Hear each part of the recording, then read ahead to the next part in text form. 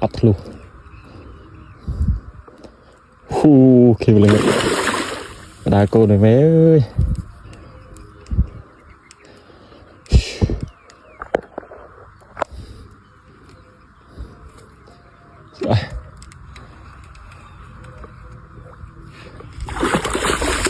lựa bạn nuôi tiết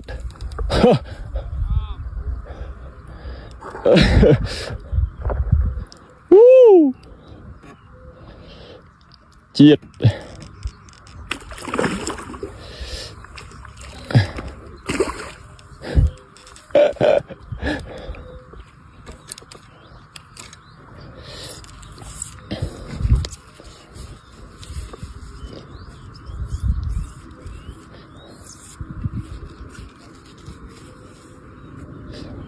cho 3 kg chiênត្រី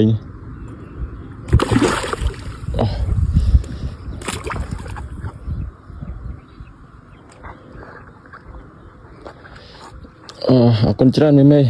ចាំមើលវីដេអូក្រោយទៀតហើយវីដេអូក្រោយគឺខ្ញុំនឹងធ្វើការប្រឡែងវាវិញ